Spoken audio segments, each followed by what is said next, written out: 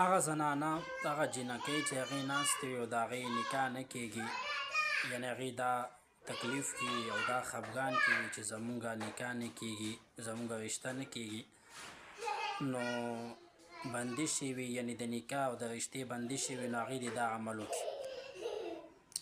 هغې دې یو سپین پیج باندې دا وظیفه ولیکي: قل ان الفضل بید الله یؤتیه من یشاء. بسم الله به پیله لیکي ښه، یؤتیه من یشاء والله واسع علیم. دا به ولیکي او بیا به دې نه لاندې دا بله وظیفه ده: یختص برحمته من یشاء والله ذو الفضل العظیم.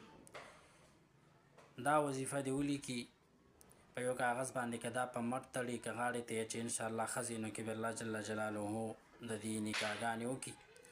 ټیک شولو.